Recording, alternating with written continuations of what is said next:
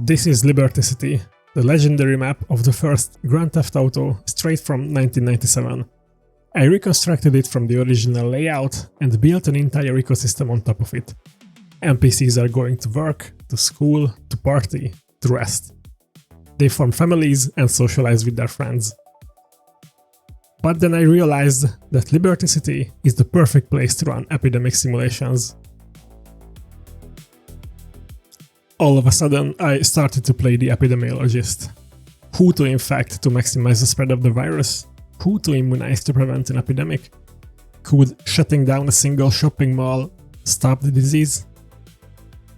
For instance, here's what's happened when I simply close down the mall buildings in the city. This is population percentage of infected cases with malls open, and this is with malls closed. Infection spread slowed down, curve flattened. More on that later. This is one of the coolest projects I have ever done, and I'll show you all about it. How the virtual city is built, how the infection works, and how we can stop epidemics by studying graphs and heat maps. Let's get started.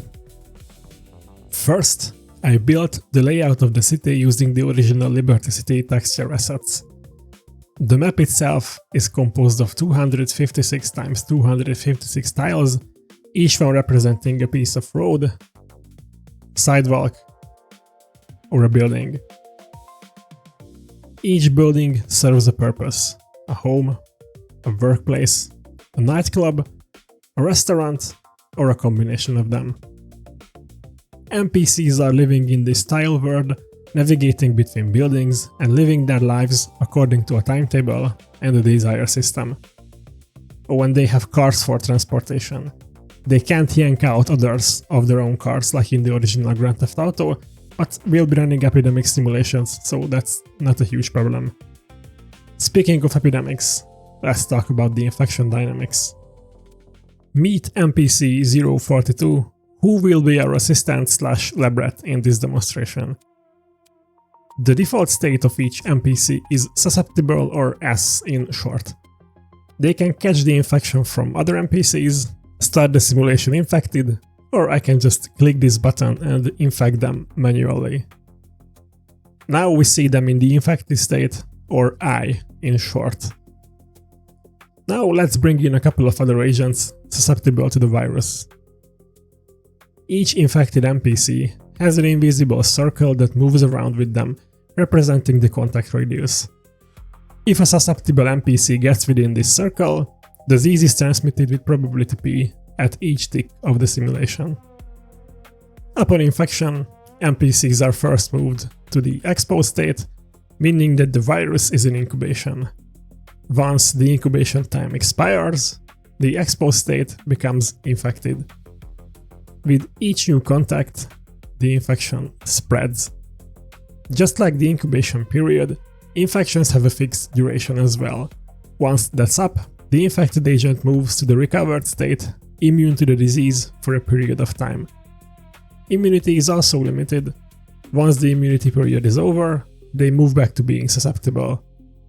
With that, the cycle can start over and over again, and that's where the interesting part begins.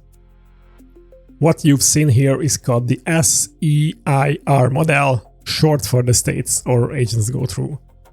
To summarize, the virus has 5 parameters that define its dynamics: infection radius, transmission probability, incubation time, infection time, and immunity time. These 5 parameters significantly shape the epidemic profile, whether the infection explodes, dies out, or settles into a seasonal pattern. But more on that later.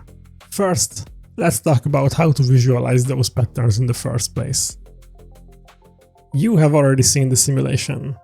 Agents living inside the tile-based map, passing around infections among themselves. Each run contains thousands of agents and millions of interactions. For instance, this is the dynamic contact graph as visualized during a simulation. Each edge represents a contact, that is, an event where 2 agents get closer than the predetermined distance.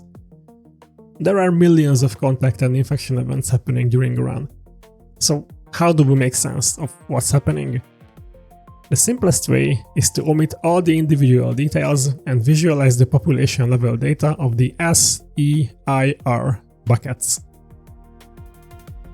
Here, each function plots the number of agents in a given state against time: susceptible, exposed, infected, and recovered. The shape of the infection curve describes the dynamics of the infection. This fictional virus has 3 epidemic peaks in the short 1-month period of the simulation.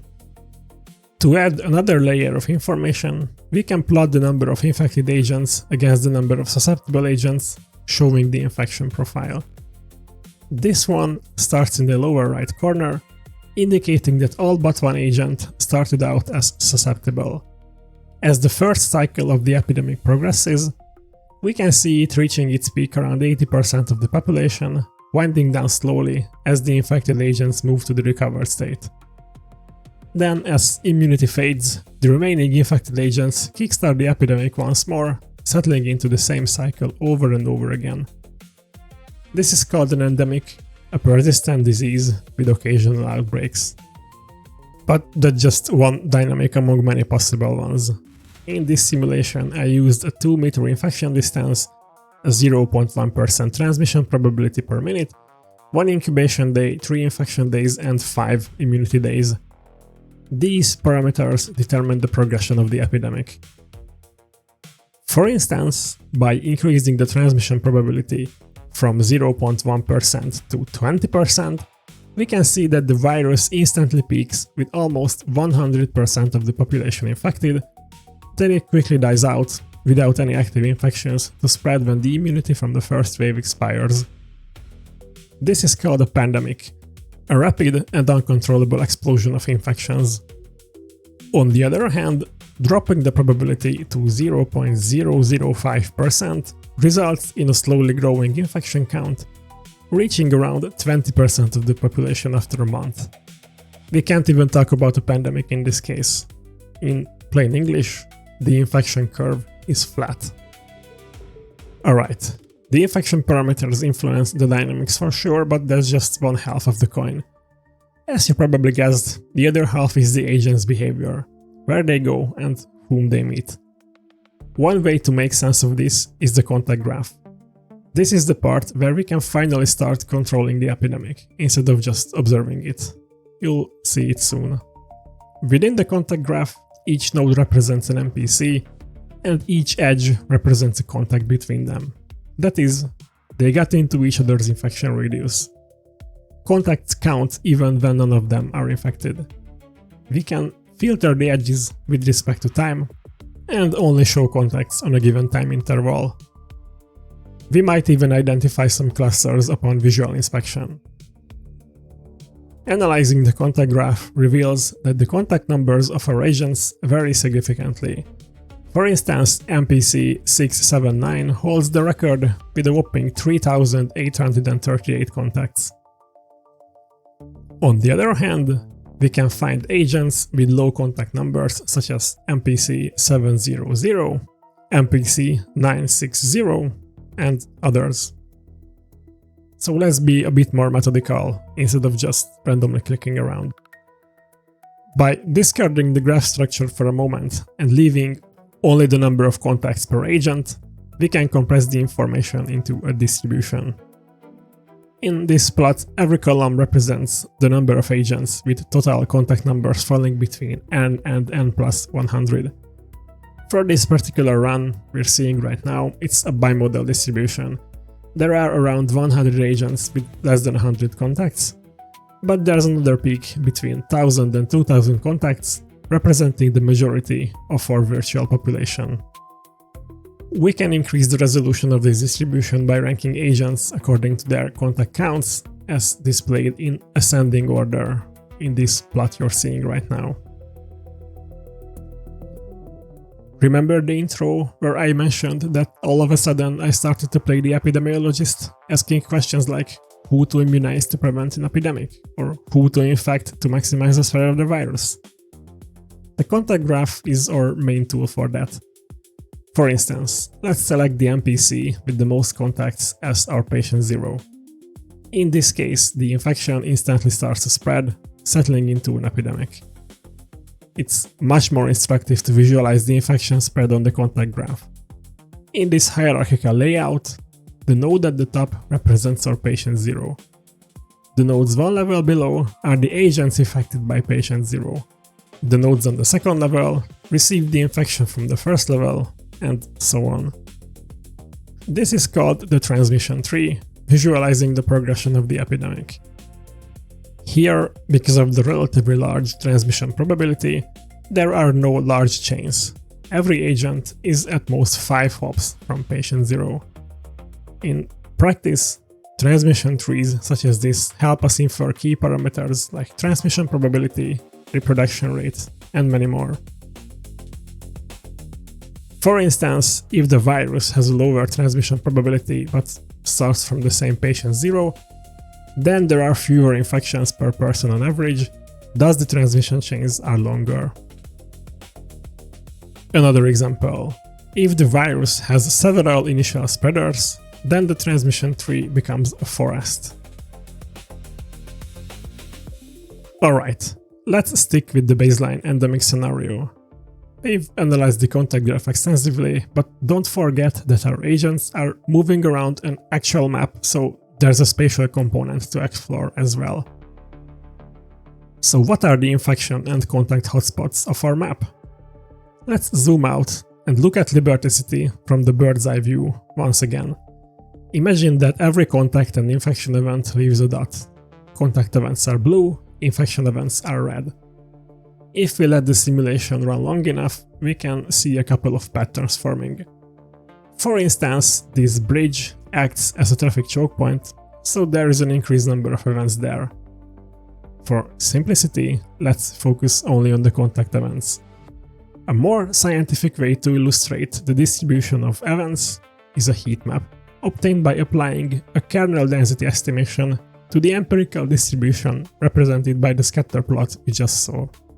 By zooming out even more, we can see how the contact events evolve throughout the day, highlighting the bridges and the main paths between the islands. But what's more interesting is that when we look at where infections occur, we can see 2 spots towering above all the others. Tile 31-145 and tile 246-210. At first I suspected a bug in the simulation, but it turns out that these spots represent 2 mall buildings with high traffic. By taking another look at the transmission tree, we can visualize exactly how the epidemic breaks out. First, let's rewind the time back to 0. If we place each node around the spot where the agent is first infected, we can already see 2 clusters emerging. By forwarding the time to day 2, 0 AM, we can already see the first infections from patient 0. At first, the infections seem localized, but by day 2, 8 PM, someone visits the mall and transmits the infection to someone else there. By 11 PM that day, we have our first infections in the second mall as well, and by that time, the dominoes are already falling. Fast forward one day, and we can see that the infection has already started to spread outside the mall as well. Fast forward one more day, and you can pretty much see the entire graph lighting up. Around 65% of the population is exposed now. 2 more days and the epidemic peaks. More than 80% of the population is infected. Let's rewind this and see it unfold continuously without me talking over the details.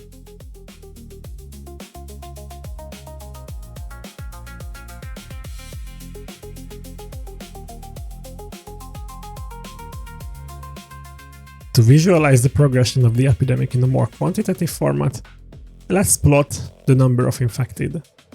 3 peaks over 1 month, with around 80% of the population infected during each peak. Now let's close the malls and see what happens. Again, let's lay out the nodes according to the place of their first infection. By looking at the progression of infection events, we can visually confirm that they are much more spread out instead of concentrated around just 2 hotspots. To really see the effect of closing down the malls, let's plot the number of infected for the 2 cases side by side. The spread of the infection is significantly slowed down. It takes 10 days to peak instead of the previous 6. The peak is also smaller, barely breaking 50% of the population infected. What a difference closing down a building or 2 makes. Alright, now let's do one more experiment. What happens if a certain percentage of the population is immune to the virus? Let's start with the baseline. 5 patient zeros, a transmission probability that reproduces the endemic case, and no initial immunity. In this short 1-month interval, the infected cases peak twice, each time at around 40% of the population. Now, let's make 10% of the population permanently immune from the start. We don't see much difference yet, still 2 peaks, but a bit smaller this time. So how about 20% immune? We start to see a pattern. Still 2 peaks, but barely breaking 20% of the population infected this time. Let's continue in 10% increments. With 80% of the population immune, we don't even see the peaks anymore, just an almost flat curve, so let's zoom in. We can see that the virus is still active. There is a single active case by the end of the simulation. However, note that only 4% of the population got infected, so 16% had contact with neither the virus nor any vaccine. When jumping from 80 to 90%, the virus quickly becomes extinct. Let's return to the baseline without any immune agents. We can illustrate the effects of the immunity more clearly by stacking the S, E, I, and R curves on top of each other. Here, each vertical slice represents the entire population, and the colors give the SEIR state. The susceptible agents are at the bottom, the immune plus recovered are at the top, and the exposed plus infected are in between. If we progressively immunize the population in 10% increments like before, we can see the exposed plus infected region shrinking and then disappearing completely at 90% population immunity. This is called herd immunity. By removing a portion of the population from the susceptible pool, we make the remaining susceptible individuals inaccessible to the infection. To illustrate this, let's return to the baseline case once more and look at the infection graph. Herd immunity works because transmission chains are broken. The immune individuals are essentially removed from the graph, so the infection cannot spread.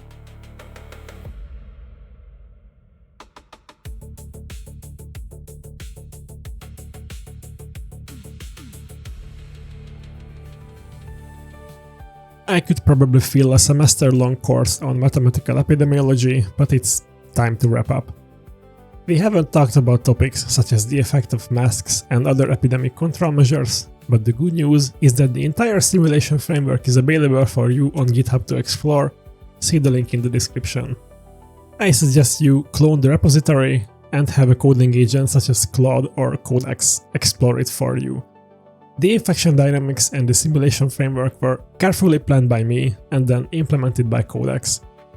I did not outsource my thinking and creative work to AI agents, they were only responsible for the execution. On a personal note, this was one of the coolest projects I have ever done, and I hope you enjoyed it as well. This kind of rogue scientist workflow, where I let my imagination run wild and have a coding agent implement my crazy ideas, perfectly fits my personality and my creative vision. So expect more videos along these lines. If you have enjoyed this video, like, subscribe, and share it with your friends. I'm an independent full-time content creator, and your support is what makes work like this possible. Thanks for watching, and see you soon. Cheers! Tivadar!